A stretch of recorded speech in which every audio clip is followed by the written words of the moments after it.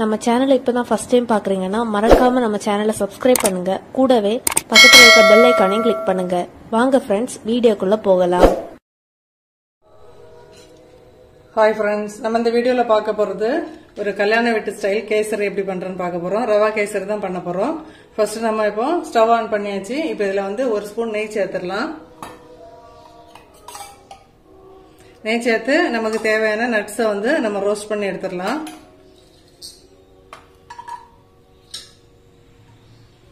இப்போ கிஸ்மிஸ் பழம் பொரிஞ்சு வரட்டும்.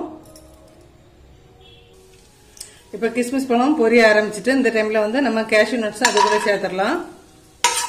சேர்த்து ஒரு நிமிஷம் ரோஸ்ட் பண்ணிட்டு தனியாக எடுத்துடலாம்.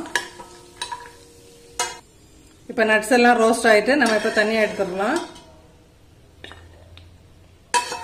இந்த பாத்திரத்தில் இருக்க அதே நெய்ல வந்து நம்ம வந்து ரவை சேர்த்து வறுத்தெடுக்க போறோம்.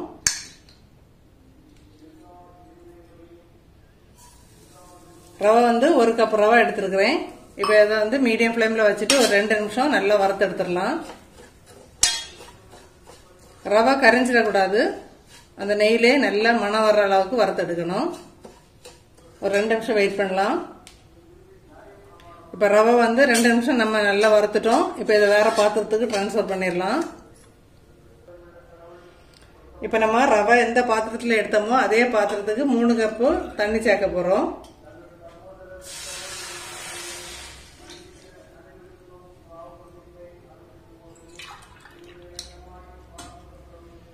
நம்ம எந்த பாத்திரத்தில் எடுத்தாலும் சரி அந்த பாத்திரத்துக்கு 3 கப்பு தண்ணி சேர்த்துக்கோங்க. இப்ப நல்லா கொதி வரட்டும், அது வரைக்கும் வெயிட் பண்ணலாம். இப்ப தண்ணி வந்து நல்லா கொதி வந்துட்டு இந்த டைம்ல வந்து நம்ம ஃபுட் கலரை வந்து அதில் சேர்த்துடுறோம். இது வந்து ஆப்ஷனல் தான், தேவைப்பட்டா சேர்த்துக்கோங்க, இல்ல அப்படின்னா சேர்க்காட்டியும் பரவாயில்ல. நான் இப்ப வீடியோக்காக தான் சேர்த்திருக்கேன். நம்ம சீனி வந்து நம்ம 1 கப்பு ரவை எடுக்கிறோம் அப்படின்னு சொன்னா 1 கப்பு சீனி வந்து கரெக்டான அளவா இருக்கும்.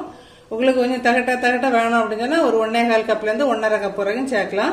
நான் இப்போ 1 கப் தான் எடுத்துருக்கிறேன். இப்ப தண்ணி நல்லா கொதி வந்துட்டு இந்த டைம்ல வந்து நம்ம வறுத்து வச்சிருந்தா ரவை அதில் சேர்த்துடலாம். ஃப்ளேம் வந்து கொஞ்சம் கம்மியா வச்சுட்டு கிண்டி கொடுங்க, கட்டி பிடிச்சிடக்கூடாது. இந்த ரவை கேசரி வந்து நமக்கு நிறைய நேரம் வந்து கட்டி பிடிக்காம நல்லா சாஃப்டா இருக்கணும் அப்படின்னு சொன்னா அதுக்கு வந்து சீக்ரெட் டிப்ஸ் என்ன அப்படின்னு சொன்னா எண்ணெய் அல்லது நெய். நம்ம இப்போ 1 கப் ரவை எடுத்துருக்கோம் அப்படின்னு சொன்னா 1 கப் எண்ணெய் எடுத்துக்கோங்க. எண்ணெய் வந்து கடலை எண்ணெய், நல்லெண்ணெய் அந்த மாதிரி இல்லாம சன்ஃபிளவர் ஆயில் எடுத்துக்கோங்க. அப்படி இல்லைன்னா 1/2 கப்பு எண்ணெய் 1/2 கப்பு நெய் சேர்த்துக்கலாம்.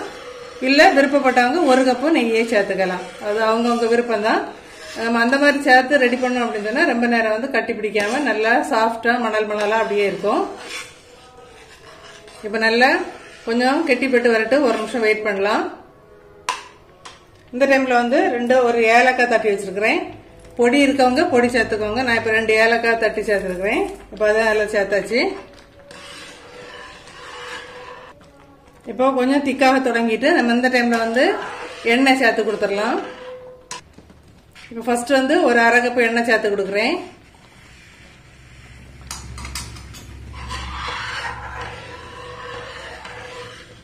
நல்லா மிக்ஸ் பண்ணிக்கோங்க. அந்த எண்ணெயை வந்து ரவை வந்து உள்வாங்கட்டும். நல்லா அப்சர்வ் பண்ண அப்புறம் நம்ம அதுக்கப்புறம் அடுத்தது என்ன 1/2 கப் சேர்த்துக்கலாம்.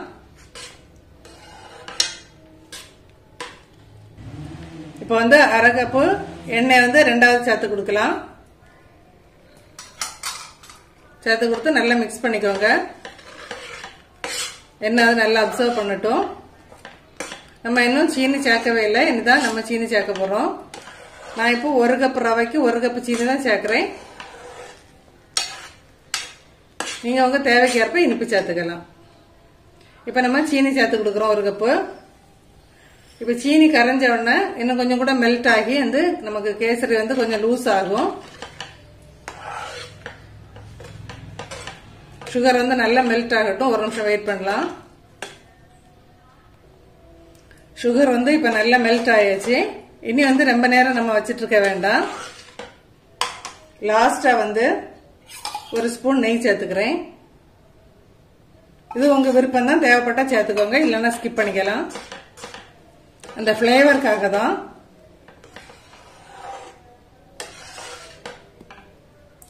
இப்ப லாஸ்டா வந்து நட்ஸ் எல்லாம் நம்ம வந்து மேல போட்டுட்டு சர்வ் பண்ணிடலாம்.